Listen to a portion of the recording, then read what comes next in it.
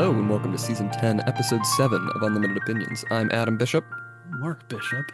and we are, of course, reading the Thomas Sowell Reader, going through a bunch of Thomas Sowell's essays on politics, economics, all kinds of things. This time, we're going through the section on political issues again covering a big range of issues, term limits, and especially one I thought really good, long article on the patterns of the anointed, sort of the cycle that the elite, the word that Sowell always uses is the anointed, to sort of gaslight the citizens into believing what they want them to believe. I think is the best way to summarize that one. Do you ever think of the song Soul Man when you mention Thomas Sowell's name? I always do, even though it's spelled completely differently. And if not, or if so, we should probably mention or memorialize one of the two singers, Sam and Dave, who just passed away 2 days ago, I guess. Yeah, I think he was 89. He was very old. Sam Moore of the duo Sam and Dave Prater died a very long time ago, I believe, a few decades at least. But great musicians, great American musicians. Unfortunately, neither of them is with us anymore. I mentioned off camera that I went bowling with two of your siblings and your mother, and I suffered through the entire first game listening to nothing but thrash metal at the bowling alley, which I thought was really weird. That the house music was like stuff I don't really even know. A couple of songs I did know, like Du Hast by Rammstein, which is not like uplifting necessarily. And then at the end of that first game, Eli says, "Hey, don't you have a Touch Tunes account?" I was like, "Well, yeah." He says, there's like a jukebox here. You can play your own music. And so then everybody else had to suffer through some Justin Timberlake and Sam and Dave and a couple other songs. No, that's great. In honor of Sam Moore. Yes. No relation to Justin Timberlake, but yeah. So we went from Du Hast to Soothe Me. And then back to some thrash metal, and then my songs. And that's a good change. Yeah, it's just thought I'd mention that as an aside. It's a good aside. What do you think about this section? Unless we just want to get right into the articles here. Yeah, sure. So we're talking the first. You want a general overview of the topics, or the first little section reading? Whichever you prefer. I might as well go right into reflection because they're kind of. All his writings are interconnected in some way, because he has themes that run through all of his writings. Which is, of course, partly, follow where the facts send you, as far as making policy decisions. And there's always this idea that there's these anointed people that have anointed themselves as better than us. But the first one is about reflections on term limits. And I think he gets a lot of it right. But he's saying, that there's a problem with the professional political class, which I think everybody's kind of come to that point of view, although not everybody agrees with term limits, because of course the argument against it is that term limits end with each election. But what his point was that without term limits, then all these politicians, especially the federal level, are doing is running for re-election continuously, and they're not really trying to solve anything. And he kind of proposes instead of having a 2-year term in the House, a 1 6-year term. And then he also, I think this is a section where he mentions, their salary can then be $1 million a year, so that they don't have to try to raise money or be corrupted, so to speak. And I think both of those are really kind of stupid ideas, quite frankly. Even though I think Thomas Sowell is a brilliant man, but what he's forgetting is so the state of Missouri has term limits in the legislature and the statewide elected officials. So you can the House and the Missouri legislature they're 2-year terms. In the Senate, they're 4-year terms, and there's a cap of a total of 8 years in each house. So, that's 4 terms or 2 terms, 4 terms, a total of 8 years. So a total of 16 years in the legislature. And then there's 2 4-year terms for statewide elected officials for governor. Now our current governor who just left office, I guess yesterday, or maybe Saturday, Parsons actually had more than 8 years because he filled in for Governor Oh, right. Greitens. Yeah, So yeah. then he got elected and then reelected, so he is actually in there longer. So you can have some exceptions to it, but I found that what the term limits do, it doesn't take the politics out of them. What it does, that they're always seeking some bigger office, Hmm. right? So, especially if there's a bunch of House members in the same geographic area that are term limited, meaning they've hit their fourth term, they are casting about with hungry eyes towards a state Senate seat in their region or some other statewide elected office or some long-term almost patronage job. So you see that they'll go from the House, they'll get elected to the Senate sometimes, and then they'll go once they term limit out of there if they don't win a statewide office or they come to the realization that people really don't like them that much to get any wider audience, then they're looking for, like, if you're a lawyer, you're looking to become like an administrative law judge. You're looking to get an appointment, Hmm. Hmm. so you don't really have to work, or like a board of some state commission. So you get like a six-figure salary, which isn't nowadays wealthy, but you can pay the bills and that kind of thing. So I think he diagnoses the problem, but he doesn't really have a really viable solution. I think paying people really large sums of money for office will just encourage people to run for that office for that money. Um, I think I don't really know what the solution is, but it has something to do with it cannot be so painful to run for office. Yeah. And I think that's really up to the public in a sense, because I've run for office, local office, a couple of times, and it's not a pleasant experience. Um, but and my races were not horrible as far as personal attacks, but they were there, Hmm. and not necessarily from the other candidate. So especially with social media, it's even worse, I think, in the sense that if you're, and I was on social media at the time, and I think I'd probably do a better job running now if I were to run for office, because I don't really, I have a Yeah. Facebook account, but I don't look at it. And I'm just a lurker on Twitter. I don't post or anything. So I just read other people's posts. And I think in that sense, it may be more viable. And I think you have to have, in order to get to like Trump level politics, presidential level politics, you have to have Trump level thick skin, Yeah. or you're just a sociopath that doesn't care, Hmm. about morality or about what people think of you in a very real way. Yeah, so it's a Um, weird balancing act, because I know this yes, comes up all the time with Congress giving themselves raises and stuff like that, where it's like you want to pay them enough so that they don't feel like they have to seek money from outside sources and whatever, and that's where you have the whole lobbying issue and stuff like that. But you don't want to pay them, millions of dollars a year, because then you're just going to get a bunch of greedy people running for office because they want that big paycheck. And it's the right, same thing with the term limits. It's like you want to limit the people just campaigning for a higher position and stuff like that. So maybe we do want to introduce term limits so they're not just campaigning for the full 2 years of their time in office. But then that just says, okay, well, they're just going to move to a different position. They're still going to be yes, campaigning for something, even if it's not just right, another reelection. They're going to be campaigning for all sorts of things, even like you said, like not even elected offices, to be appointed, head of some think tank somewhere with a nice paycheck, right, and just like sit there the whole time and write articles every once in a while because they have a little bit of a name recognition. They can do that, and that's what a lot of elected officials end up doing. Is going into those sorts of positions. So I don't know if introducing the term limits would work in the way he thinks it would. Um, but again, it's like I see the problem and I don't know how to fix it. right. And part of the benefit of having another term to run for is that you're not a lame duck. Yeah. So like as soon as because people are literally, like in Missouri, I just know local politics better, so I'll use that example. So when that state rep is elected to the third term, people are already making plans to run 4 years later for that office because they know that person's out in 4 years of that position. That makes sense. So you've Yeah. just been reelected your second term, and so the other people will be like, okay, maybe I'll run in 2 years, build up a name recognition, maybe I'll win, but at least I'll have built up the infrastructure to then really run and win or I should say after 4 years, so there'll be Yeah. 6 and 8.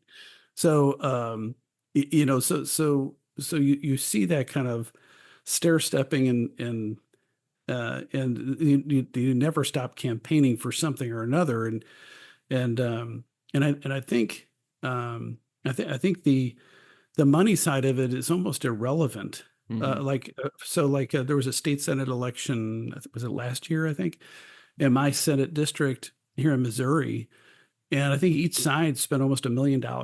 This Yeah. is a part-time position that pays, I think, less than 30 grand, or maybe low 30s. And then some per diem while they're in session. They're only in session for technically for like 5 or 6 months, and they might have a special session over the summer. But that's not a full-time gig. You can't support yourself, let alone a family, on that. And they're raising tons of money. Now that's for a state rep. So a state senator might be 40 something thousand, but still, the same principle applies. You're raising $1 million and spending $1 million for a job that pays less than 50 grand, a part-time job. So what's really at work here? And it's every state senator, the joke is every U.S. senator envisions himself the next president of the United States. Well, I think that's true of every state senator, for crying out loud. They just think, well, I could win this one, and then I could I run for governor or attorney general, and then I'll get run the table in the primaries and whatever. And Iowa's the first caucus state or whatever. So that they're next door to us. So it's really a difficult situation. But I think really the defamation is really the key to not having good candidates now. Hmm. Because if you're he mentions like leading surgeon, engineer, corporate executive, scientist, or financial consultant, if they take a couple of years off to go in the legislature, that's a huge financial sacrifice. So he's saying, well, let's give them $1 million, and then they're more willing to jump in. They still aren't, Yeah. because even if it's the same pay, or even if it's double the pay, um, a successful attorney, or like if you're an engineer that actually builds something, who wants to be defamed for the next however many years you're going to be in political office? Right now, like if you're just a really well-respected businessman, let's say a banker or insurance guy or whatever in town, right now everybody either doesn't know you or they like you because you Hmm. do charitable stuff, you're active in the church, and you're not a jerk to anybody. Yeah, I know Joe. Joe's a good Hmm. guy. But as soon as Joe files for office, half the population hates him. Yeah. And that's true of either party. And it's just like, and it's not just like they disagree with him; they freaking hate him. And Yeah, I've, until I've we, as kind a, of, on a much, much smaller scale, but, I've kind of experienced some of that, back in yeah, undergrad when I was, chairman of the college Republicans. I'd have people, I like to think I'm a pretty personable person, for at the very sure, least nice, or I'll talk to people in class and stuff like that. And every once in a while, someone would catch wind that, I was chairman of the college Republicans, and and I could see it coming sometimes because enough people kind of had this experience, whether they're, friends of my girlfriend or something like that, where they kind of look at me for a second.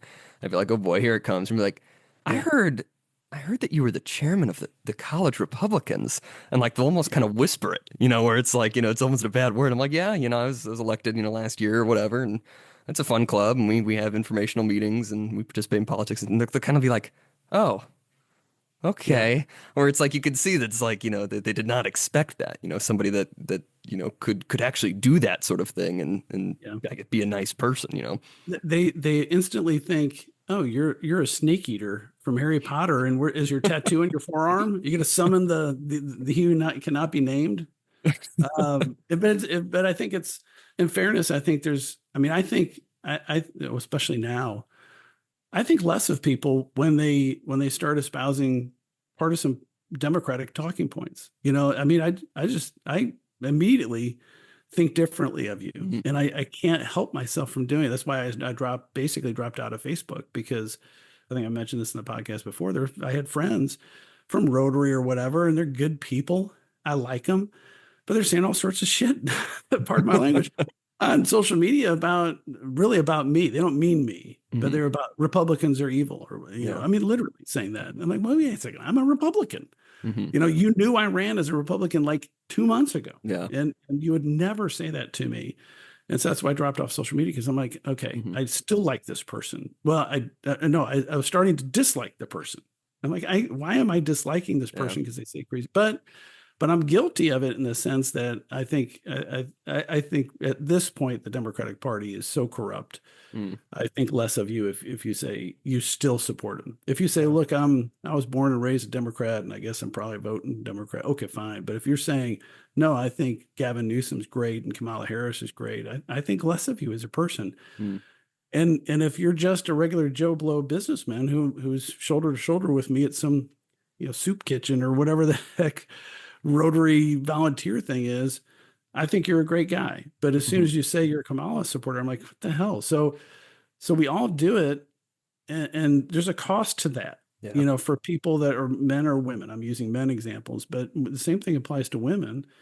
And I don't know how to get past that, but I think that's Yeah. the biggest impediment because Yeah. the only people that are willing to do it on a big scale are either evil or so immune, so either faithful or immune from criticism or able to manage the criticism that they're borderline sociopaths or narcissists because it's Yeah. just so horrible. It's just Hmm. terrible.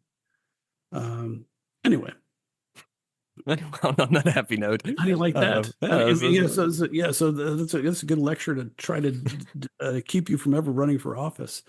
But having said all that, you have to have people run for office, and you have to have good people. yeah. And what you really end up with, the only good people that run, and this is why I was actually excited about Sarah Palin. I think the only way a national, and people, our Hmm. listeners, like guffawing at that, but my ideal candidate for national office is somebody who is a local official somewhere and just maybe came in on kind of a reform platform because there's some dummy or corrupt official in charge, and that person kind of led an effort to clean it up, and then the people looked around and said, well, why don't you run for mayor? And that person gets elected mayor, and then maybe they said, hey, look, why don't you run for Congress or some slightly higher office? And then that person does such a great job and gets a great reputation locally that they get plucked out of obscurity on a national ticket, and then they're running for office. Yeah. And that is actually Sarah Palin's actual Hmm. story, and that she was kind of pulled out of obscurity. And I don't think she was given a chance. Her entire campaign was completely undercut Hmm. and undermined. Like Nicole Wallace was in charge of the vice presidential campaign part of that for McCain. Do you know Nicole Wallace? I don't know. She's the MSNBC nut job. She's a Oh. left wing lunatic, and she's always been a left wing lunatic. But she pretended to be a Republican because she was a consultant, and she set up these interviews with Katie Couric and these other people for the purpose of undermining Sarah Palin and Interesting. embarrassing her. And Sarah Palin has her own faults. Of course, a lot of that was because of the pressures of the campaign, or maybe she had character. I don't know. I mean, she always seems like a pleasant, intelligent Yeah. person, but she basically got destroyed. But that's I think the only way an honest person can get uh, any sort of power in the United States now is by acting locally, building up a reputation, and somehow through some sort of luck, a twist of fate, but it gets into some position of power and influence to actually do the people's will. But sometimes I get so cynical, but Really? then I watch the old Jimmy Stewart movie, Mr. Smith Goes to Washington, Mm. and that story. Have you watched that movie? Mm-mm. You have to watch it this week. Okay. But find out a way to watch it this week All because right. we've mentioned this before, and it's set in the 1930s. And there's like essentially a billionaire newspaper publisher that is 100% corrupt that's pulling the strings in Washington. And Jimmy Stewart's character gets appointed as a senator through a kind of a strange twist of fate. But he goes to Washington, and I wouldn't say hilarity ensues. It's quite the opposite. But he's just really he believes in what we were taught in grade school about the Constitution and the Mm. Republic and all that stuff, and he reality hits him in the face, Mm. and it's a brilliant movie, and it's so timely to Yeah. now, because we have these billionaires running media companies, and we see this corruption that happens all the time. So watch it. I'm not I kidding. will. Because it in some ways it's depressing because that was 100 years ago. Yeah. It's set in the 1930s. which is we're getting to be about 100 years. I think it was released early 1940s, maybe, Hmm. black and white, uh, and a tremendous cast of characters, actors, but everything that they say in that movie, all you'd have to do is put it in color, and change up a couple things about media and how media is actually delivered. And Hmm. it's the exact same story of an innocent, naive person through a twist of fate becoming a U.S. senator and being crushed by the machine, but then ultimately kind of prevailing. Interesting. I'll have to watch it. Yeah. Yes. So, so that I think again back to the book. I think he makes good points about the difficulties in having no term limits because people will just stay there forever, which I think we all agree. And I'm old enough to remember when they didn't have term limits in Missouri. That was Hmm. during my lifetime, and they had people that served in the legislature for 30, 40 years or whatever, Yeah. and they would never leave. And they said, well, we need our expertise, and if we're not there, then the bureaucrats will run the state. Well, that's really not what happened, Hmm. because what you end up having is, okay, you got 8 years, and the first year you're basically learning, and then you realize I only got 7 more years at most. If Yeah. I want to get anything done, I got to get moving on it. And the people actually change the law for the better for the most part, and are more responsive to the citizens because they know I'm not getting elected to the Senate unless I get something done in the House. And I'm not going to get elected to the statewide unless I get something done in the Senate. Of course, it means there might be a little more demagoguing, but they certainly they certainly switched from Democrat to Republican Yeah, around that for time sure. too. Now there's a super majority. Yeah. But anyway, Yeah. so So we let's move. probably need to move on to the next one. Yes, yes, to the survival of the left. And this one was really good. This one's just absolutely targeting academics and the humanities is really what it is. Because he's essentially saying that every element of society has to adapt in some way, except for academia where you don't really have decisive tests. And so he points to the humanities where you can just kind of write really whatever you want, and you can defend it, but it doesn't really mean it's true, and things like that. So it's like you don't really have to adapt if you're wrong because you can never really be wrong because everything's so subjective in a lot of those Yes. fields, and that's where a lot of the anointed kind of hang out in is these humanities positions where they never really have to be booted out or be really reprimanded if they're incorrect. Yeah, and I think the money quote from this article is where he says on page 145, the only decisive test is whether your colleagues like what you're saying Mm, for to maintain your position in academia, because if you go against the orthodoxy, you're in trouble. But as long as you parrot essentially the party line, you're okay. But there's no objective test. It doesn't matter if you're right or wrong. Um, and yeah, I don't know what is going to be going on with our colleges in the near future, but I think somebody probably should say, you know what, if you're not in the top 30 of your high school graduating class, you probably shouldn't go to college. yeah. And that's like that would be a really harsh message for a lot of people. But cost benefit analysis is you probably aren't benefiting from spending 4 years at college if you're not really a high achiever academically. And I don't consider necessarily the top third that high achieving, but I'm not saying prohibit people. I'm just saying, like, you really ought to think about a trade school or just going into work. Because, if you look around at your generation, you might have noticed some people are just decided they're going to work and they're actually doing pretty good. Hmm. Um, Sam's got a friend that's got a couple businesses that Yeah. are open, and he's onto his third house, I think. Yeah. I think his third house might be nicer than my house at this point. Well, I But mean, a lot of which my is friends good. who went trades are definitely making more money than I am right now. Yeah. Granted, I'm in the first year of my PhD, and I have 4 more years left of this program. But I mean, one friend in particular went into Army Reserves, and then Yeah. is getting trade school completely paid for. Got a big paycheck from the Army because he got shipped overseas to hang out on a base for 6 to 9 months, and that was his deployment, and that was about it. Right. And it's like, Right. that is a sensible decision for a lot of people, for Yeah. I think more people than realize. And that's not to denigrate, those positions at all. I mean, they're definitely better off than I am right now, for sure.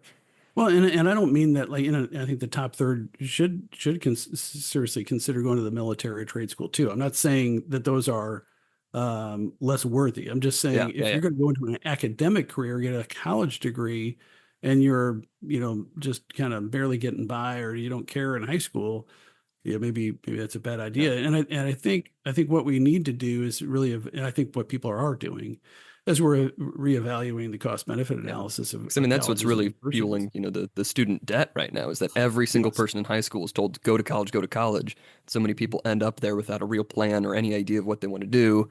That's how you get all these useless majors that are just, Yeah. ballooning in population. A lot of these, as he mentions, these humanities focused things. A lot of them are the, Yeah. the X studies, which doesn't really have, historical background or any sort of field that they're actually covering.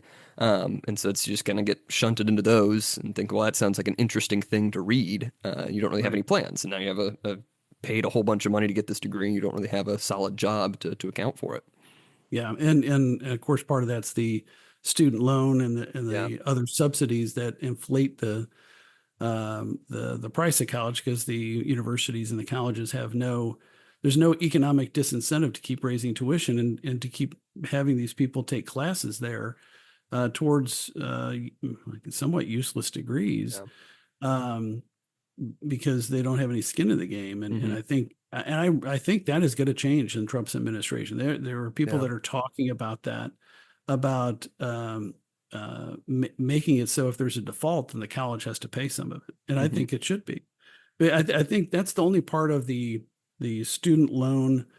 What was they calling that? Where the forgiveness Yeah. program. I think that I'd be willing to consider that, only with regard to tuition and fees. By the Hmm. way, Hmm. a lot of the debt is the Yeah. room and board, Yeah. and as What you what know, little I there's took a lot out. of Yeah. differences. Yeah, What little I took out in student loans was just to cover my housing costs because I didn't have like an right. actual job when I was there. I got a great scholarship for undergrad that made me not have to pay tuition and stuff like that.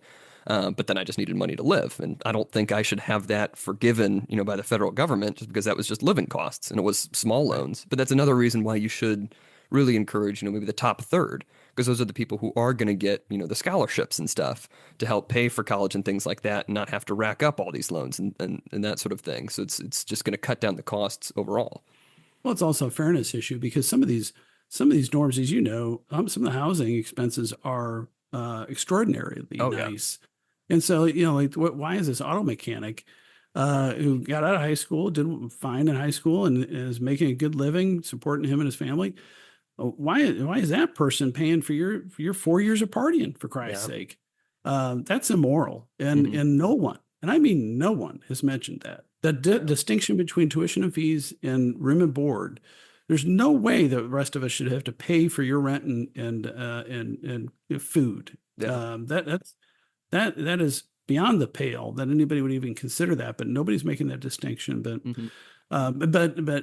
aside from that, the university should bear some of that cost, because then they'll actually have counseling sessions where it won't just be an academic advisor, it'll be a financial advisor saying, okay, we got their financial aid package here, and you're going to be borrowing $10,000 a year, and this is the degree you want to get in 4 years. So let's just, I mean, I'm using small numbers. Let's say it's just $50,000 of debt when you come out.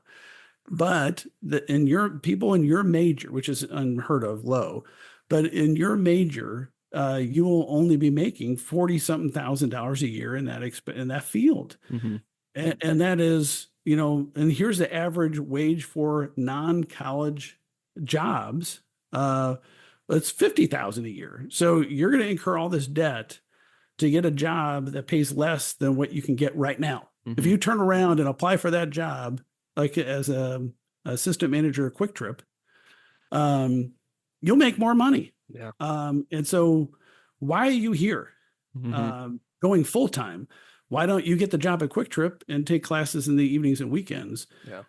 and pay for it? Hmm. And if the college has to pay half the default, then the colleges say, we're not going to loan you. We're not going to sign you up as a student, because Yeah. we know you're not going to be able to pay this back. So figure out something else. Hmm. And that's the decision. That's because it's like when you go to buy a car and you have terrible credit and you have a part-time job, the car dealership is going to say, yeah, you're not going to be approved for a Yeah. loan because nobody's going to use that collateral on you because we know you're never going to pay that loan. Yeah. We're going to have to Yeah, repo it. I was just reading an article in Modern Age, which is the publication from Intercollegiate Studies Institute. I forget who the author is, but he's talking about a very similar thing. It's about the elite and essentially how they pass down, their eliteness. And the argument he makes is that a lot of the times they pursue these elite positions just to have, that elite title. Where Hmm. it's like, the lower end of professors, are paid a lot less than a lot of, trade jobs. They have a smaller salary, but they view themselves as Yes. being higher than all of Yes. those people because they have this degree in this job, which they think has some amount of power. And to some degree, it does because you're teaching people and that sort of thing. But you're not any better off than somebody who went into trade school immediately out of high school, or maybe didn't even go to high school at all, and things like that, where you just have a decent paying job because you learned a trade. But a lot of it Yes. is just for that like little gold medal that they can pin on themselves and think, well, I am sort of the peak of the human society here because I have this academic position and I'm not working with my hands all day. I think that's very true. Yeah, and I think it should be prohibited that anybody working for a community college be called a professor. All right, you're an instructor. Uh-huh. I'm an adjunct instructor, which is Yes. even lower than a full-time instructor. Hmm. But there are people that call themselves professor, and I think they are actually a professor, an associate professor. So you're not a professor if you're working at a community college. You're just not. I'm sorry. I have a tremendous amount of respect for you, and if you really want to teach, and help people learn, I think that's probably the best position to be in college because you Hmm. actually be like with working class people, and a lot of them really just want to learn and get something that's practical to get a better job because there are 100% working class people. But you're not a professor for crying out loud. But like if you look like the biggest Twitter weirdos, a lot of them, if you look at, they say, well, I'm Professor so and so, and I say that Trump is evil. And you look through there and you find them. A lot of times they're community college professors, and a lot of times they're adjunct instructors like me. You're not a professor. You should start like writing op-eds and claiming that you're a professor at an institution and see what happens. They probably fire me because they should. You're acting like you're speaking for us, you dummy. You're an adjunct. Oh, that's One funny. day one day a week, you nutcase. You don't speak for us. Yes. Moving on to the next article here. This is an interesting one. It's titled "Politics in One Lesson," and essentially what it Mhm. was is just arguing or agreeing with this author, Charles Murray, who Mhm. says that just the vast majority of the government should just be eliminated, not downsized. Just cut these Mhm. whole departments, which I think is generally a decent idea. I'm not a full libertarian or anything like that. That I think the government should have no power. But I think the best part in here is that he says, in short, many of the things that liberals say should be done by society, Murray agrees should be done in society, but not by government. Yes. Murray wants humanitarian acts done at the individual level and in ways that do not induce dependency or deprive people of personal responsibility by writing federal blank checks to subsidize antisocial and self-destructive behavior. And that's the Yep. key thing, is that, we should have, the quote unquote, social safety net, I think is a term that's thrown around a lot, but that shouldn't just be the government writing blank checks. We should just have charitable organizations in place to help do these things. It's the principle of subsidiarity. Do things closest to the problem, whatever the closest authority is. That's who you should appeal to first, and not just have the highest come down and just here's a bunch of money. It should be in your community and done freely. I think it's the best way to do it. I think he's absolutely right. Yeah, and there's this moral hazard in it too, because then people won't help out someone else Yeah. in need because they figure everybody else is taking care of it, or the taxpayers are taking care of it. I can't do that. Like famously, we've seen some of those videos this last year. I forget who it was. It was like they go up to like a liberal pro-immigration protest group, and they'd say, "Hey, Juan here. Juan here's a illegal immigrant. Can Hmm. Juan go stay at your house tonight?" And Juan's standing there. Hey, I'd like to stay at your house. I don't know who Juan Yeah. is. It's probably an American citizen or whatever. But and then people are like, oh, yeah, Hmm. I can't do that. But Yeah. but it's showing. Well, these are all what you're doing is you're protesting for all of us to do it. You're Yeah. not actually going to do it. Yeah. And part of it is part of it. absolves all of us, including me and you, from any responsibility to be charitable. Hmm. Because, like, if I see somebody, like, there was a guy that used to be, when I used to go to baseball games at Busch Stadium, there was a guy that would panhandle outside the stadium, and a lot of the drunks coming out of the game would give him money. But he was in a wheelchair, and he had been amputated above the knee, both legs. Well, I know that guy's on disability, right? I mean, there's government benefits. He's getting free health care. He's getting disability payments. He was raking in who knows how much tax-free cash after every Mm. Cardinal game. But the thought is, like, if the local community had to come together to help people, and there's a certain amount of funds that are available for that, they're going to regulate it so that only those that are in need will get it. Yeah. But, like, I see, like, the shows I watch on TV, which are few and far between, are all old elderly shows like Gunsmoke, and Hmm. so there are types of ads, hearing aids, reverse mortgages, Yes, of course. and Medicare supplements. Hmm. And the Medicare ads are really interesting because they have the old person. I only want to get what I'm entitled to. And the spokesperson, oh, well, we're going to get you what you're entitled to, your government benefits. Don't fail to call us to get what you're entitled to. And it's like, who says you're entitled to this? And it's this mentality that is just, it's like Charlie Brown's sister in the Christmas special, where she's asking for Santa Claus. She wants Charlie to write the note to Santa, and she mentions, "I want cash." And he's like, "Cash?" She says, "I just want what I'm entitled to, and what I deserve." And it's that kind of mentality that is created with these government benefits. Now, I'm not Yeah. saying, I don't necessarily agree with him that all this needs to go away Yeah. as a practical matter.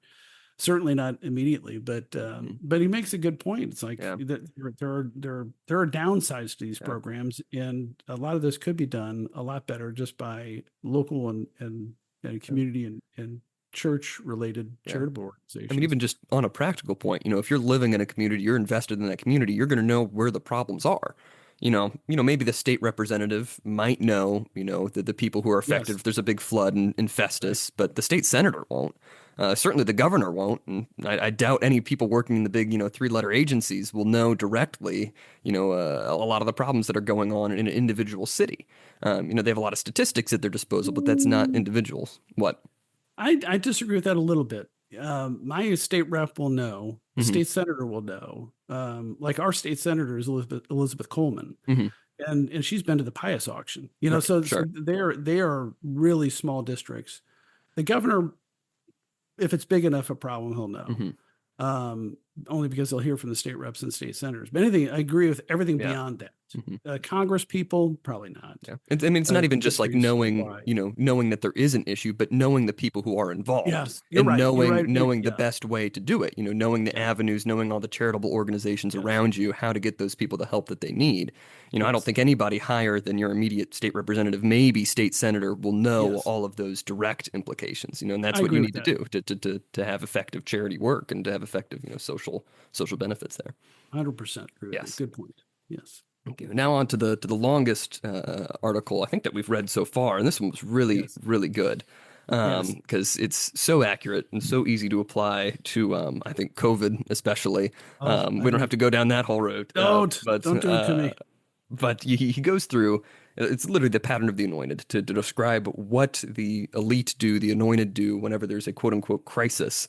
And he says, here's what happens if a policy that the anointed favor turns out to fail. There's four stages. Stage one is the crisis. There's some situation they want to eliminate the negative aspects, so it's deemed a crisis, no matter what it is. It's a crisis. Yes, It's a housing crisis. It's a drug crisis. It's a gun crisis. yes, Even if they're just sort of ignoring the statistics, even if the problem is getting better, but it's a crisis. hmm, He yes, says, then there's a solution. There is this policy will lead to a beneficial result A, but critics say it'll lead to negative result Z. They say, those Z claims, those are simplistic, those are stupid, never going to happen. hmm, But then the results happen, Z happens, and then stage four is the response. Those who attribute detrimental result to Z to the policies instituted are dismissed as simplistic for ignoring the complexities involved, as many factors went into determining the outcome. And those are the exact words used. If you read these journal articles and stuff like that, well, you're just ignoring these complex factors.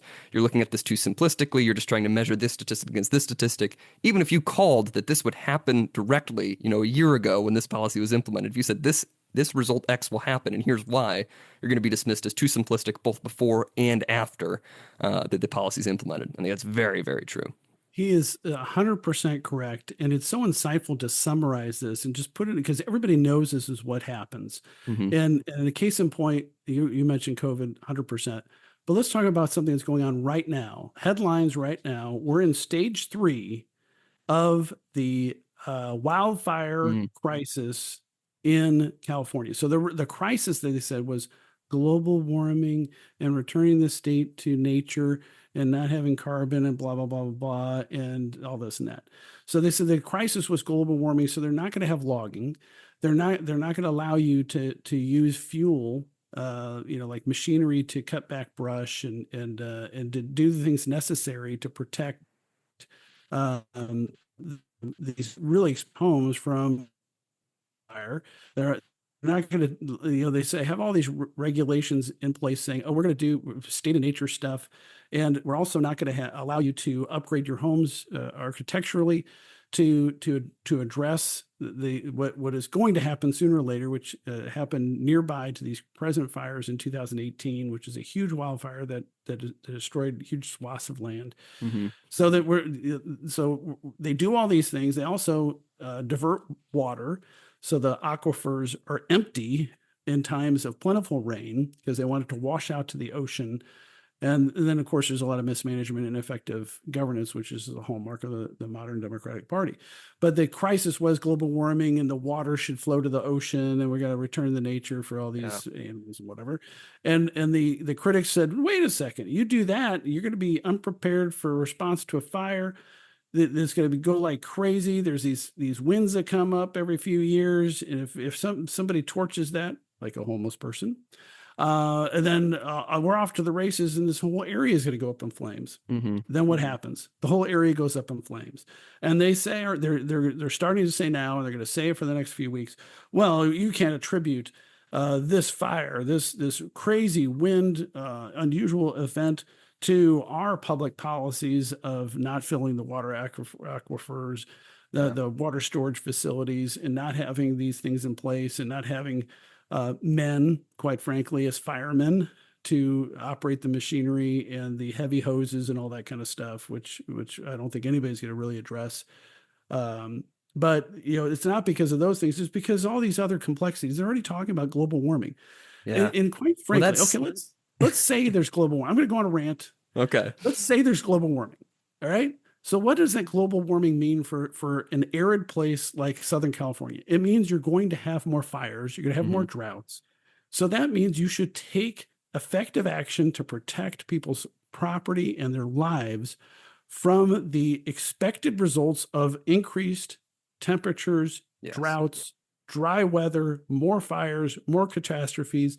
You take action if you believe in that. And they've done none of it. Hmm. They've done the opposite of what you would do if you believe in global warming. And because they don't really believe in global warming, they Hmm. just say they do.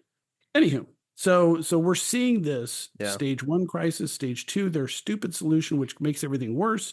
The results, which is what everybody that reasonable said would happen if you don't listen to us. It happens. And then they say, oh, you just don't even understand the problem. It's too Yeah. complex. And that's not our fault.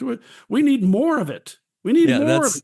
Global warming. We have to address global warming. Yeah. And that's what I was about to say. That's another important point there in his description of stage 4. This last sentence here says, indeed, it's often asserted that things would have been even worse were it not for the Yes. wonderful programs that mitigated the inevitable damage from other factors.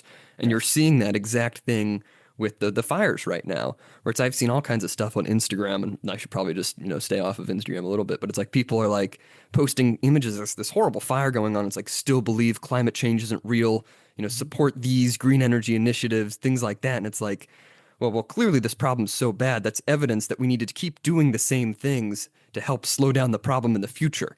And it's like, it's a good thing that we had already started doing these things. Otherwise, this horrible fire would have been much worse. And it's like, that's ridiculous. Yeah, I But don't you see know that all the how it time. could have been. That's, yeah.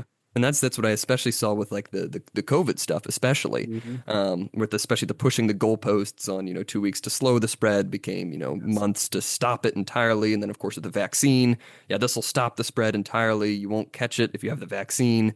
Oh, well, actually, it just mitigates the symptoms. Oh, well, actually, it's a good thing that we mandated it for so many people because imagine how many more people would have died. And there's Yes. there's no Yes. there's no proof you have to provide for those sorts of things. You're just Right. throwing out this vague hypothetical. It's like, oh, well, you wanted more people to die? Well, you're an Mhm. evil person Yes. because you don't agree that more people would have died if we hadn't done this thing. It's a good thing we did Right. because I protected a whole bunch of lives by doing Right. this. And you see this all over the place with a bunch of different programs. And he runs through the rest of this Yes. article as just different examples Yep. of programs that were adopted in this sort of mindset. Yeah, and if you look at his statistics, so he talks about the war on poverty, which we don't Hmm. have to go into the details, but the people were being lifted out of poverty at a pretty good clip before the war on poverty, Yeah. and so then it becomes really hard to measure. Well, how did this actually help or did it hinder? And Hmm. and of course, I think it hindered, and I think the statistics he cites, and he goes through the four stages in each of these that he's absolutely correct that actually the war on poverty made things worse because you made people more dependent upon the government and are less able to get themselves out of poverty.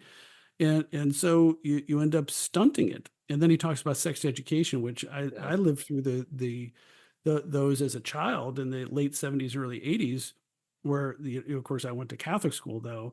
And so they had their own Catholic sex education, but those debates were going on in my youth and as a young adult, really fighting over it. And the statistics have shown that they said, well, we're going to reduce teen pregnancy and we're going to reduce sexually transmitted diseases.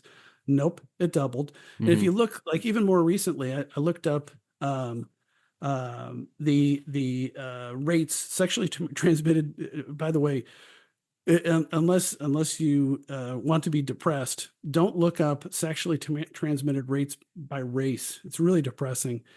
But from 2012 to 2021, the rate of sexually transmitted diseases per 100,000 people has doubled from 2012 to 2021. It's Wow. doubled. And so he's talking about, the rates, before this, when this was written, which is before 2012, I should think, it went up, the period of time he's looking at. And it's even gotten worse and worse and worse. It doesn't do anything. And they say, well, now we need to spend more money.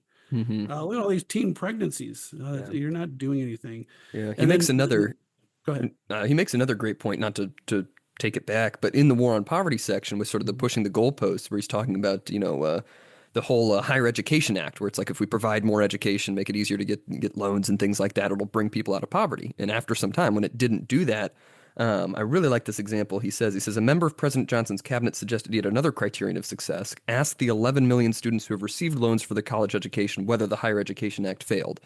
And so it's Yep. like shifting that from saying, well, this is a good way to end poverty to say, well, we should just be helping people. And you want to take that money away from those people, you horrible Yep. person. Ask them if Yep. it didn't succeed.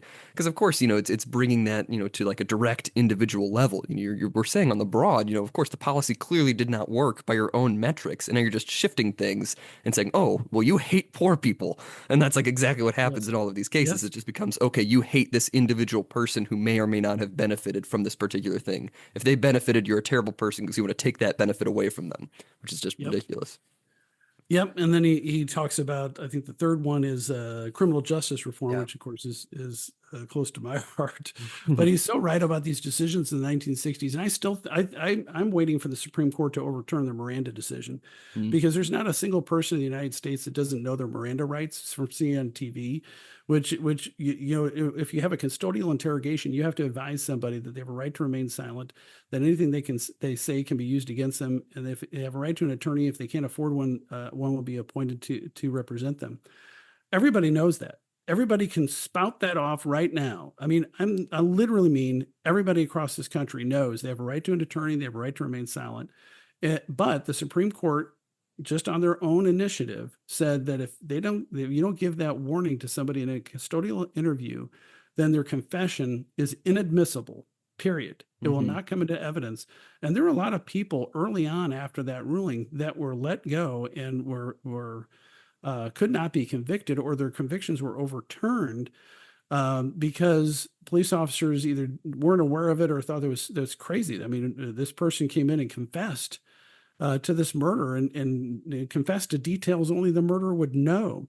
But the Supreme Court said, well, it's a prophylactic rule to make sure that you advise everybody. So this guy, even though he wasn't coerced, Mm-hmm. even though he could have shut his mouth and you didn't force him to say anything, because we want to protect everybody's constitutional rights, we're going to have this exclusionary rule so that you warn everybody. And that's insane. And Mm-hmm. it needs to be reversed, and it should have never been entered. But that's one of a piece of several of these decisions that we're still living with today that are somewhat absurd, and not based upon law. But it was based upon this philosophy that, well, we need reform and we need rehabilitation. And I know that's a legitimate purpose for the criminal justice system for some. I don't think the criminal justice system should be involved in social work. I think it Yeah. should either just be punishment and incapacity. And if they focused on that, it would reform a lot more people, because Yeah. then it's like, okay, I better get, and we can have those resources, but why do we have to get people in the criminal justice system to get them drug treatment?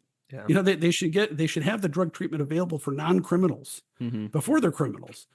But the most effective way to get in custody drug and alcohol treatment, is to commit a felony and go to prison in the drug treatment program, Yeah. the 120-day treatment program Yeah. in the Department of Corrections, or the long-term drug treatment program within the Department of Corrections in Missouri, which is like 13 months. Wow.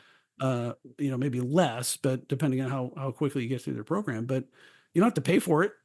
Yeah. You're in there. I mean, granted, you're in prison. I'm not saying people are jumping at it, but and committing crimes to get in there. But anyway, Mm-hmm. I can go on and on Yeah. forever. So I'll Yeah. let you give us your wisdom on the Yes. subject. Well, he makes one other, great point in here. This is on the bottom of page 168. He says an alternative to denying rising crime rates is to make it socially unacceptable to talk about it by equating discussions of law and order with racism, since it was well known that crime rates were higher among blacks. And that's a fantastic point. It doesn't matter, how effective a policy is. If you make it, unacceptable to criticize it, then you've won, and you can have that policy in place Yes. forever. Because if you just can't discuss it, then there's nothing that anyone can do about it. And you see this all the time with a lot of issues, and that kind of goes back to the other point I was talking about with like the vaccines and stuff, where it's like if you make it so that if you oppose these things, then all of a sudden, oh, you want people to die.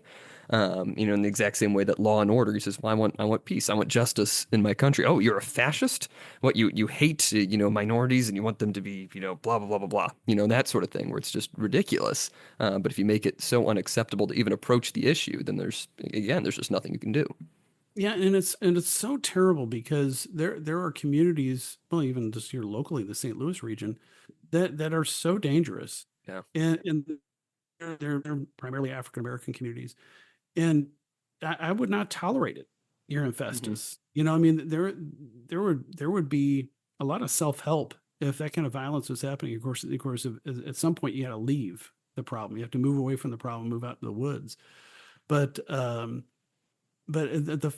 fact that we can't make an argument that if we incarcerate more people, so you don't have to incarcerate a lot of them. You just have to swiftly incarcerate a small percentage of people in these communities to make those communities safe for everybody else. Yeah.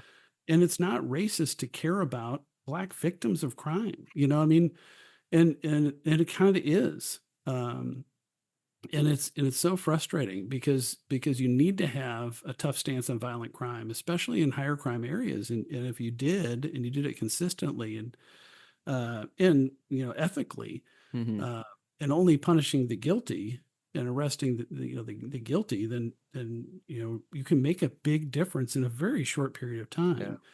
time. But Yes. yeah, this whole racism thing, like you hit on, Hmm. it really keeps anybody from our community, which is predominantly white, from speaking out about Yeah. victims of crime in predominantly black communities because Yeah. they'll say, "What do you care about this? You're racist," you Hmm. know. And it's especially bad in, academic context, going back to Mm, the elites and the anointeds and stuff like that. It's so hard for I think a lot of people to have a voice in those sort of academic communities isn't the same as everybody else because you'll be immediately deemed, well, that's, racist or transphobic right, or things like right. that.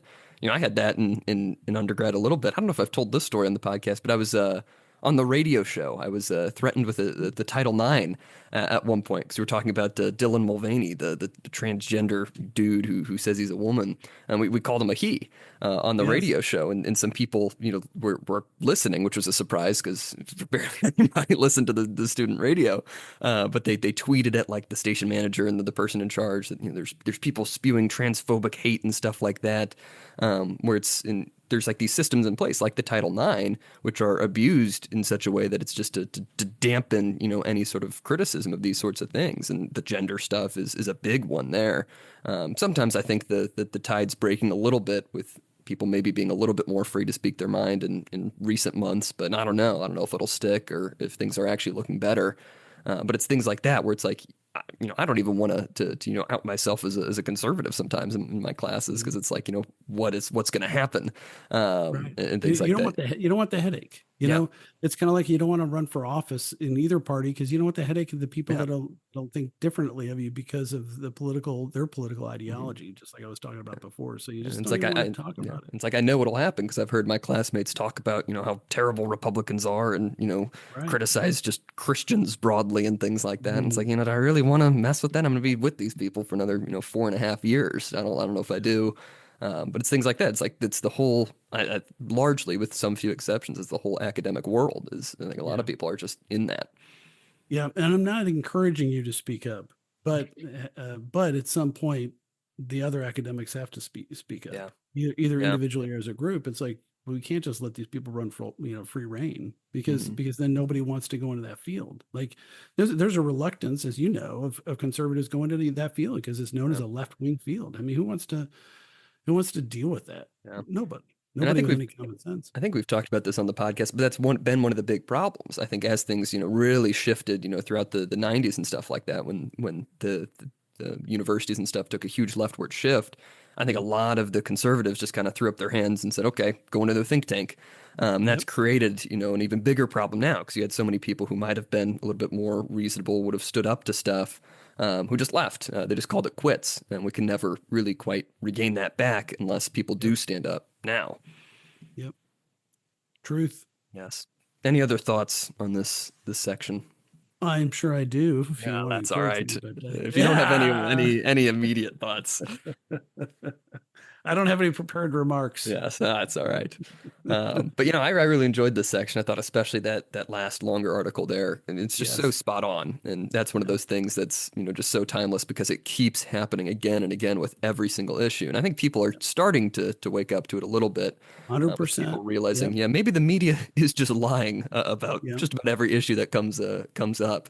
Well, Um, they're becoming more and more incompetent. Like I yeah. mentioned, I listen to the All In podcast, which are these billionaire tech guys, and of course they have friends and family that Hmm. live in that fire area, and they're incensed. And there's one of them is Democrat, and he calls himself a moderate, um, but he's so close to understanding that the only thing he could do now is to vote against every Democrat in California. Everybody in California just needs to it's like for the next 20 years, doesn't matter how good the people are, they can just don't never vote for a Democrat. Yeah. Period. And because that's the only way you can reform the party is by defeating the party. And then maybe it'll survive in a more reasonable form. But he was going on this long rant about these incompetents. We need to have people that are competent. We need people that have actually made payroll and have done things, that have achieved things. And I'm thinking, you've described no Democrat uh, of any prominence in the state of California. Yeah. And so, but I think he's getting there. He's so Hmm. close. Hmm. And I'm waiting for. There's one guy that's usually on there, David Sachs, but he hasn't been on there because he's being appointed to some position with the Trump administration. So I assume that's why he's not on there for now. But I just wish he was there for this last episode. He could say, "Hey, why don't you come out and say it?" Yeah. is the Democrats. Hmm. But yeah, I think I'm starting to get optimistic again. Yeah. But we'll That's good. see how much change goes. I think you're seeing a lot of left leaning people um, starting to talk about reality, and Hmm. I think the trans thing. I think the feminists are about to take revenge on the trans people. I think they're about to burn them to the ground and salt the earth. I think the They're going to trans unite people, behind J.K. Rowling. yes, in spades, except for they will be more violent and they'll have more retribution. Hmm. And before you know it, this year, 2025, will be the year that we'll be able to call them sexual deviants and transvestites. Mm. I really feel that is happening because there's enough women that are like, what do you mean we don't have an effective women's sports program in my kid's grade school because some 80-pound kid, some 80-pound boy is beating the hell up out of the soccer players, you know, or dunking on Hmm. them in eighth grade, Yeah. in basketball. And so I think people are finally saying, okay, enough. And for somehow we still have a surgeon general as of today, maybe for one more week, that is a man who dresses up as a woman, the Hmm. surgeon general of the United States. And we will look back 10 years from now. You will look back. I hope to be still alive then. You will look back and you will say, that really happen? Yeah. Did that really happen? And so this year, 2025, will be the revenge of the feminists. They will crush these trans people. They will throw them out of the party. They will just short of tarring and feathering them, and I think maybe even do that. I think there'll be physical violence against the trans activists Wow. this That's year. quite a prediction. We'll see if that 100%. happens. It's not going to be coming from the right. They're Yeah. gonna they're gonna slaughter these guys Hmm. Interesting. We'll see. Well, because all they're doing is attacking women. yes. I mean, Speaking of, all these women want to do is just go to the bathroom without some dude peering at them. I mean, mhm. come on. What's more feminist than saying, hey, no dudes in a girl's bathroom? I mean, is Mhm. there anything more feminist than that? I mean, can't we just at least agree to that? Yes. Well, not to put you in a pessimistic mood, but Oh, no. some news from the state of Missouri. I don't know if you heard, but there's officially the first ever non-binary state representative in the state of Missouri. Somebody from it's a dude from Jackson County over by Kansas City was elected to a state representative position. Yeah, it doesn't matter. He is not binary. He's a man, Hmm. right?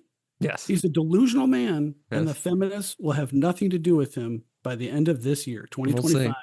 He will be crying in a pool of man tears Mm, by the end of this year, not because of anything I do or anything Republicans or conservatives, is because the feminists will kick him out of the Democratic caucus mm, because he's gonna do something inappropriate, and they're gonna kick him out of the caucus. It would not surprise me if he's not even in office by the end of this year. I don't even know this person, never heard of him, but what's the track record of trans politicians? Like that one freak that was stealing women's luggage, you know? I mean, there's a high percentage. And then they'd say, well, Mark, why are you saying that? Are you being a bigot? No, I mean, they're people that have mental health mhm. issues.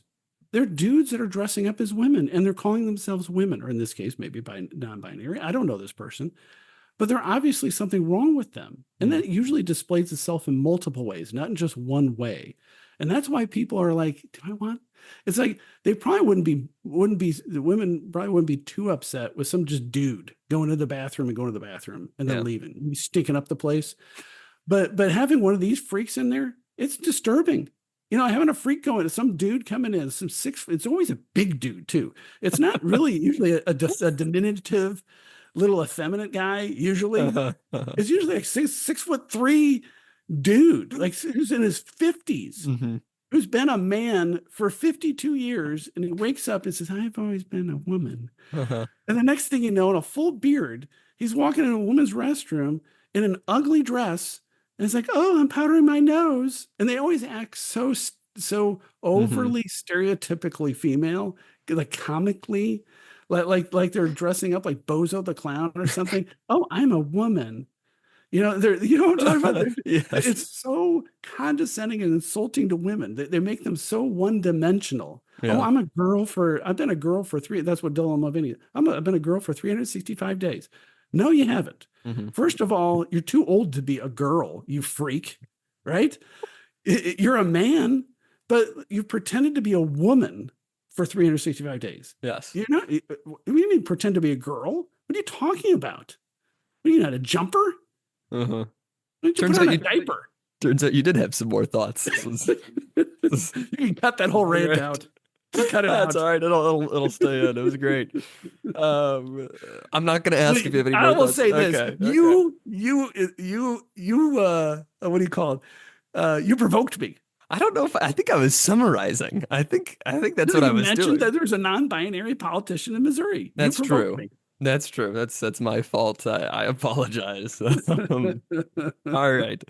Well, this has been. You look like you're about to say something. We're about to say I'm something? done. I'm Okay. done. This has been season 10, episode 7 of Unlimited Opinions. You can, of course, follow us on Twitter at ULMTD Opinions. I have been Adam Bishop. I'm still Mark Bishop.